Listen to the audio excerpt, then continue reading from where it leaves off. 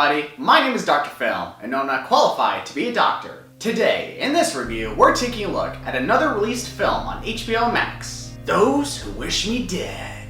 Directed by Taylor Sheridan, this is a neo-western action thriller. In this story, we follow a smoke jumper living in the wilderness of Montana, where she encounters a teenage boy on the run from a pair of deadly assassins who are hired to kill the boy. As always, I will try my best not to spoil too much in this review. And if you want to check out the movie, you know the drill. And so without further ado, let's bring in the heat! Hit it! That's the signal! Go, go, go, go, go! Let's go freaking get here!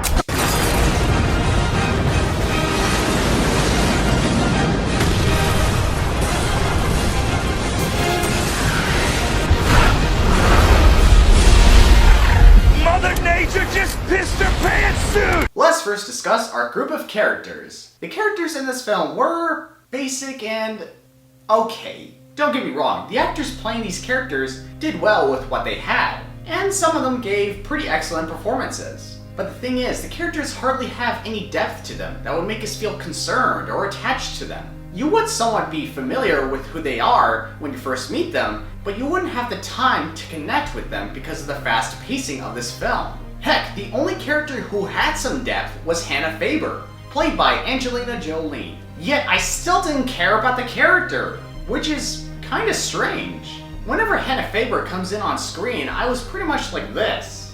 Oh, I'm so sorry for you. God, I hope you work it out, or don't die, or whatever. As for the assassins, the film's antagonists, they were cold, precise, and alright. By my standard, they weren't that memorable or significant. Like the characters, you barely know who they are or how long they've been working together as assassins. And as for their mob boss, Arthur Phillip, played by Tyler Perry, you would instantly forget about him later on in the film. Well, I'm not even kidding. After one scene with him, he doesn't appear again later on in the film. It's like he just disappeared out of thin air. I'm gonna make this pencil disappear. Bonk! Ta-da! It's gone. Also, if it's really their top priority to go after this kid at all cost, why would their boss send only 2 assassins after the kid in the Park County, Montana? I mean, that is a lot of ground to cover for 2 killers, especially that the county has an area of 2,813 square miles. Damn! I don't know, I just think the film would have been better if we had more assassins than just these 2. That way, the stakes could have been much more higher. And speaking of high stakes, the action in this film was gritty, visceral, and exhilarating. The filmmakers did well keeping me in suspense whenever the assassins are closing in on the kid, and you would genuinely feel scared about the other characters when their lives are at stake. And to make matters worse, the assassins start a forest fire in hopes of catching up with the kid and keeping the authorities at bay. Man, the thought of running and surviving from 2 assassins and a forest fire is a freaking nightmare.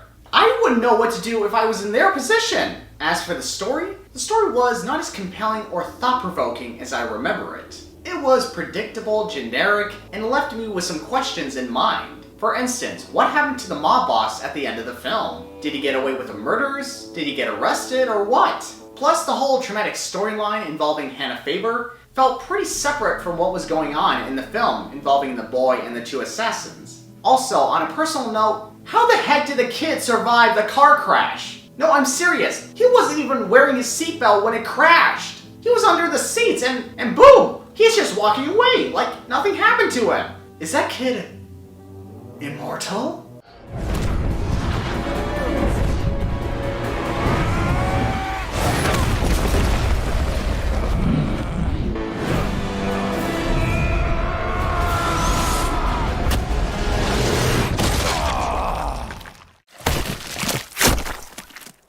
That's a spicy meatball! Furthermore, when we get to the 3rd act of the story, that's when it strangely wraps everything up so fast. As soon as it was over, my reaction was pretty much like this. Oh, it's over?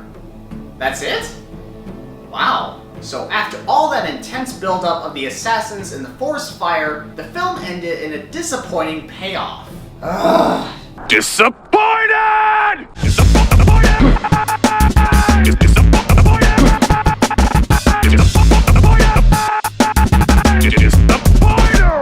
I feel exactly the same way, man. Overall, this film did deliver what it promised us, a spectacle action thriller. And that's what it's only good for, because it didn't have memorable characters, good antagonists, and a compelling story. It's a shame because I was hoping that this film could leave me with an impact, or leave me something to remember it for days to come. But no, it's a simplistic action thriller that lived up to its name, regardless of its problems. I mean, hey, if you still want to check it out and see for yourself, go right ahead and tell me what you think of it. Those Who Wish Me Dead scores a 7 out of 10. Well, that's the end of this review. I hope you enjoyed it. If you did, please leave a like and subscribe to my channel for more of my content. And you can follow me on Instagram at DrFilmRoncess for updates on my channel. Thank you all for watching this review, and thank you to the 300 subscribers out there. Thank you so much. And as always, I will see you guys in our next appointment. And until then, take care, guys.